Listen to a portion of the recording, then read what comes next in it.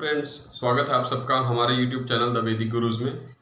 आज वैदिक गुरुज कक्षा 10वीं के लिए हिंदी मीडियम बच्चों के लिए प्रश्नावली 5.2 के कुछ सवाल करने जा रहे हैं, जिनमें हमने आपको सिखाना है आज an का जो सूत्र होता है, अंतिम पद कोई भी निकालना हो या nवां पद ज्ञात करना हो तो an का जो सूत्र होता है an बराबर a जमा n-1 ब्रैकेट के बाहर d।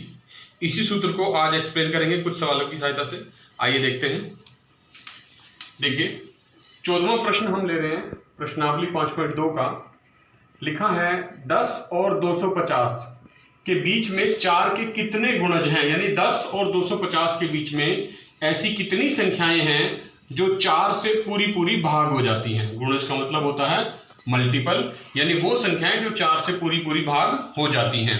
तो 10 से बड़ी संख्याएं देखिए लिखनी शुरू करते हैं। सबसे पहली संख्या आएगी 12, जो 4 से पूरी भाग हो जाती है।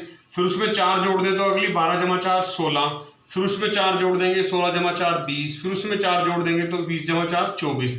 तो इस तरह से एक एपी सीरीज बन जाएगी 12 16 20 24। और अंतिम पद जो आएगा वो 250 से कम लेना है, तो 250 से कम आखिरी संख्या 248 बनेगी, जो 4 से पूरी भाग हो जाती है। अब देखिए इस समांतर श्रेणी में हमारे पास प्रथम पद जो है a, वो ये है 12, और सारवंतर डी वो कैसे निकालते हैं। दूसरे पद में से पहला पद घटा करते हैं, 16 में से 12 घटा दिया हमने, 4 आ गया। अंतिम पद ये है an, मान लेते हैं इसको nवां पद 248। तो जो सूत्र है an का वो क्या है आपको पता है, a जमा n-1 ब्रैकेट के बाहर d। an के स्थान पे लिखना है, देखिए 248, a के स्थान पे 12, n हमें ज्ञात करना है और d के स्थान पे सारवंतर यानी कि 4। इसको आप हल कर देंगे, 248 बराबर 12 जमा, ये ब्रैकेट खोलिए, 4 को n से गुना करना है, 4n माइनस 4 एकम 4। तो ये आ गया 248 बराबर 12 में से 4 गए 8 जमा 4n। ये 8 इधर आके घट जाएगा, 248 माइनस का बन जाएगा 8 बराबर में 4n। तो देखिए 4n का जो मान आ गया 248 माइनस 8 240। तो n का जो मान आया है 240, ये वाला 4 बटे में आ जाएगा, इसको काट देंगे आप 4 के पाड़े पे, 4 6 24, 0 की 0, तो n बराबर 60। यानी 10 और 250 के बीच में 60 ऐसी संख्याएं हैं जो 4 से पूरी भाग हो जाती हैं। 15वां प्रश्न हल कर रहे हैं। इसमें लिखा है n के किस मान के लिए दोनों समांतर श्रेणी, यानी 2 समांतर श्रेणी दे रखी है आपको।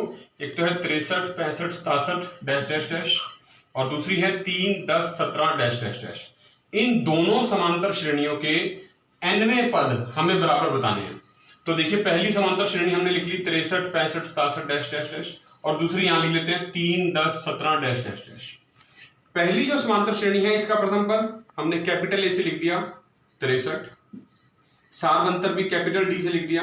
दूसरे पद में से पहला पद घटाते हैं, आपको पता है 65 में से 63 गए 2। और इसी तरह से दूसरी जो श्रेणी थी समांतर श्रेणी, इसका प्रथम पद स्मॉल ए से लिख दिया, वो 3 है ये, और सारवंतर स्मॉल डी से लिख दिया।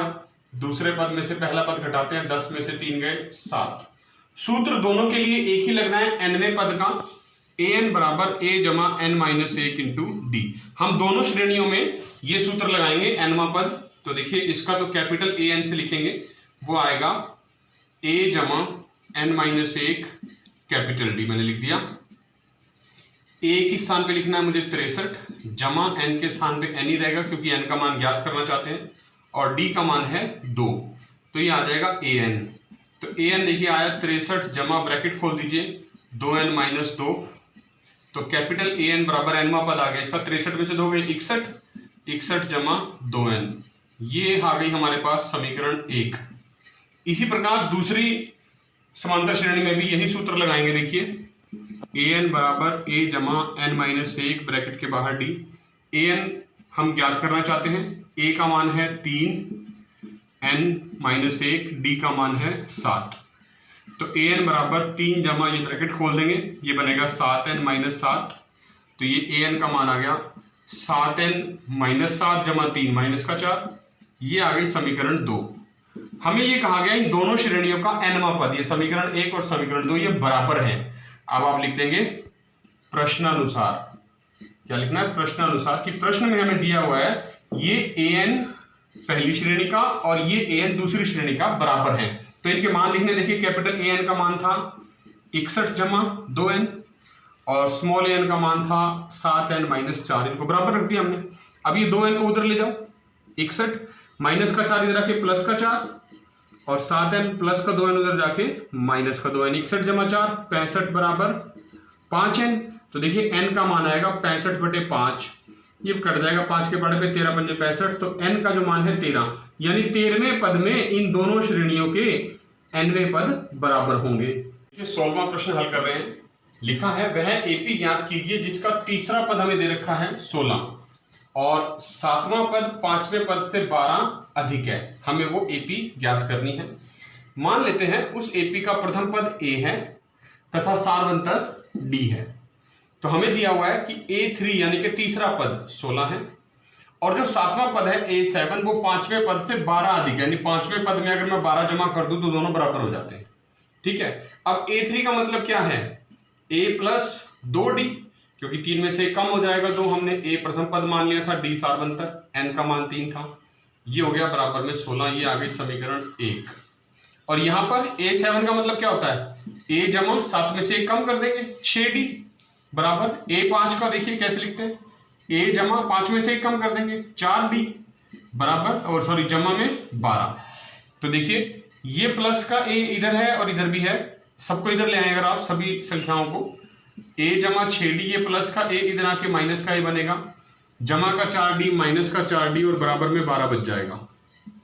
तो माइनस का a और प्लस का a कट गया, 6d में से 4d चले गए, 2d बच गया बराबर में 12।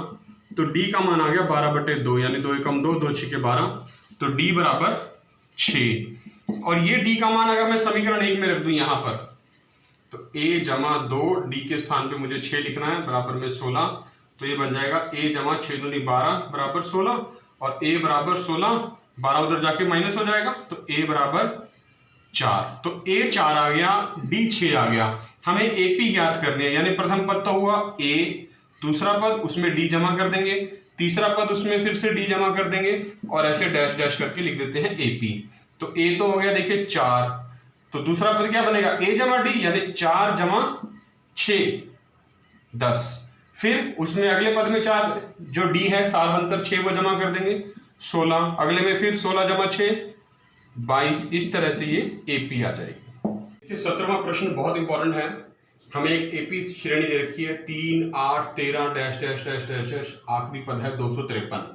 इसमें हमें 253 से यानी आखिरी पद से, अंतिम पद से 20वां पद ज्ञात करना है, यानी पीछे से अगर गिनती शुरू करें तो 20वें नंबर पे कौन सा आएगा वो बताना है। तो देखिए हमारी एपी है 3 8 13 डैश डैश डैश 253। अगर मैं इसको ध्यान से देखूं तो इसमें जो सारवंतर आ रहा है वो 5 का आ रहा है, देखिए 3 जमा 5 8, 8 जमा 5 13, इस तरह से चलता जाएगा।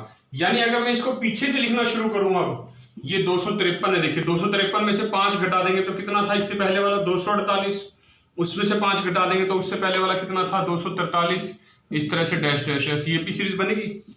अब मुझे पीछे से 20वां बताना है, तो क्या करेंगे, हम इस एपी श्रेणी को उल्टा करके लिख रहे हैं, यानी ऐसे लिख रहे हैं डिक्रीजिंग ऑर्डर में, पीछे से लिख रहे हैं आप। तो पहला पद क्या बनेगा पीछे से, देखिए 253, फिर उसके बाद 248, फिर उसके बाद 243 डैश डैश डैश, और यहां से 13 8 और अंतिम पद 3। ठीक है, तो अब देखिए प्रथम पद क्या बना, यहां पर प्रथम पद क्या बना, a 253 और सारवंतर जो हमारा है सारवंतर d, वो कैसे निकालते हैं आप, दूसरे पद में से पहला पद घटाते हैं, तो 248 अब हमारा दूसरा पद है, क्योंकि हमने उल्टा लिखा है, तो 248 में से 253 जब घटाएंगे तो माइनस का 5 आ गया। देखिए जो सारवंतर पहले प्लस का 5 था वो उल्टा लिखने पे माइनस का 5 बन गया, यानी अब हमने उल्टा पीछे से, यानी अब तो ये स्टार्टिंग से बन गया, तो 1 2 3 ऐसे करके 20वां पद बताना है। तो n बराबर 20 है,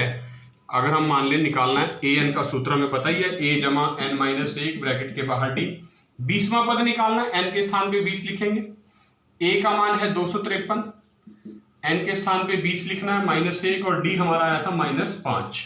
तो ये देखिए 253 जमा 20 में से गए 19 और 5 से गुना करना है, माइनस का 5 है, तो कितना बचेगा 253 माइनस 19 95, तो 13 में से 5 गए 8 और 24 में से 9 गए 15, तो 158 आ जाएगा हमारा 20वां पद अंतिम पद से।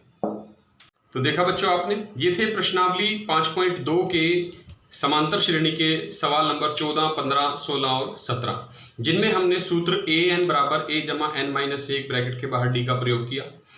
उम्मीद है आपको इस सवाल बहुत अच्छे से समझ आएंगे। आपने इस वीडियो को पूरा देखना है, लाइक जरूर करना है और कक्षा 10वीं के और जितने भी विद्यार्थी हैं उन सबके साथ इस वीडियो को शेयर जरूर करना है। और अगर अभी तक आपने वैदिक गुरुज का चैनल YouTube से सब्सक्राइब नहीं किया है तो इसे अभी सब्सक्राइब करें, बेल आइकन बटन जरूर दबाएं ताकि आने वाले वीडियोस सबसे पहले आप तक पहुंचें। हमारी आपसे यही रिक्वेस्ट है, अपने घर में रहिए, सुरक्षित रहिए, बाहर मत निकलिए, स्टे होम, स्टे सेफ और जुड़े रहिए वैदिक गुरुज के साथ। वैदिक गुरुज हमेशा आपके साथ जुड़े रहेंगे, आप भी जुड़े रहिए। बहुत जल्द फिर मिलेंगे, तब तक के लिए थैंक यू।